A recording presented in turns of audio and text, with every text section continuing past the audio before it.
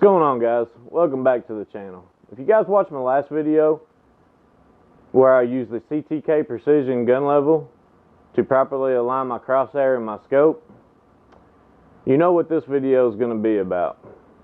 The target here over my shoulder happens to be the target I was using when I got so frustrated at the range and pretty much gave up on sighting in the primary arm scope. So today we're going to take a look at that target and talk about some things that, if you have trouble at the range, before you go and just totally give up on a gun or a scope and sell it off, there's a few things you need to come home and do and go back out to the range to test before you just totally give up on those things. Before we get into analyzing the target, I do want to let you guys know one thing, and that is one of the causes is more than likely going to be the ammo that I was using. If you guys reload, or if you're getting into reloading, when you first start doing research into reloading, there's two main rules that you will learn. The first of those is never trust another man's load data, and the second is never shoot another man's reloads.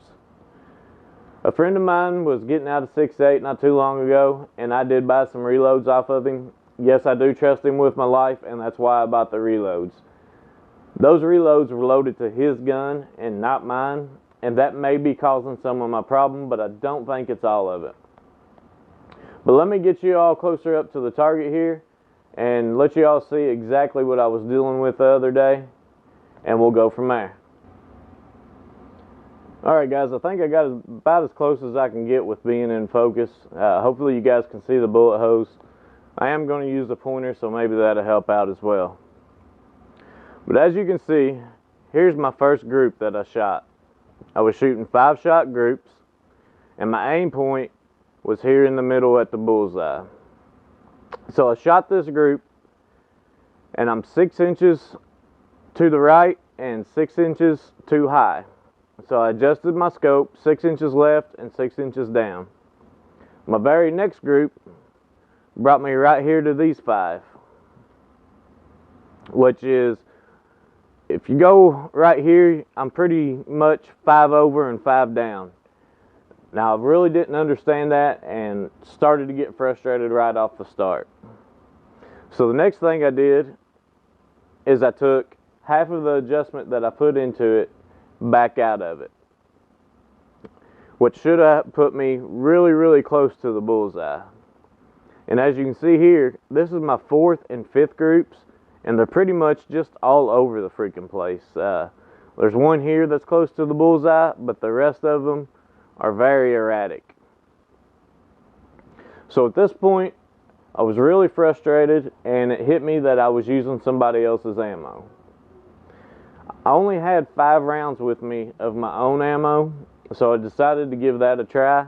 Just luckily that I had it with me, because I wasn't even planning on taking any of my loads. It just happened to be in my range bag.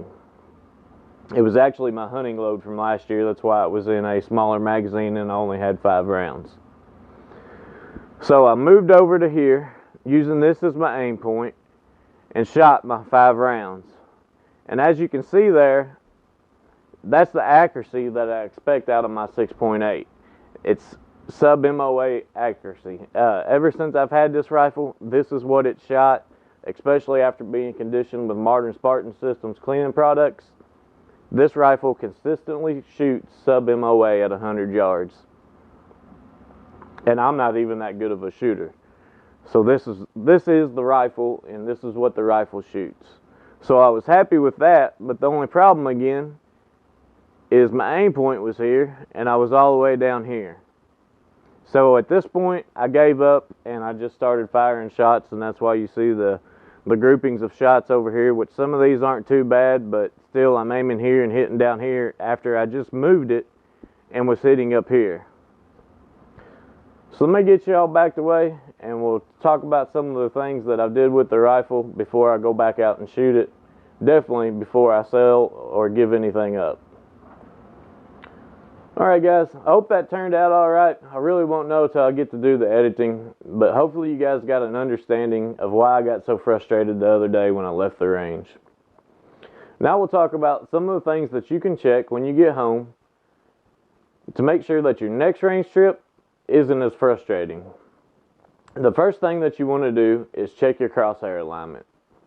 With some of the higher end scopes and mounts, they're built to such tight tolerances that if you don't have the torque settings correct, your scope may be moving inside of your mount, and it may just be a minute bit that you can't pick up with your eye. But if you'll come home, put it in a vise, put your CTK precision gun level on it, you can check that. And that was the first thing that I did with my scope, and everything was good to go. My crosshair alignment was exactly the way it was when I left the house, so that I know that my scope is not moving inside my mount. From there, the second thing that you want to think about is the ammo that you're using. Is it the same ammo that you've always used in the rifle? Or if it's a new rifle, is it the right grain weight for the barrel twist that you have in that particular rifle? With a little bit of research online, you can pretty much figure out from other people's data what grain weights of bullets work best in what barrel twist. And if you haven't done that for a rifle yet and you're having some problems with it, I would suggest that you go and do that. It will really change the performance of your rifle if you're using the right grain weight for your barrel. The next thing I would do would be to take your scope and your mount completely off your rifle. Mine happens to have throw levers, which makes this really easy to do. The reason you want to do this, you want to check the tightness of your mount as you're taking it off, but you also want to check and make sure nothing, even a piece of dirt, has gotten underneath your scope mount that may be allowing it to shift during firing.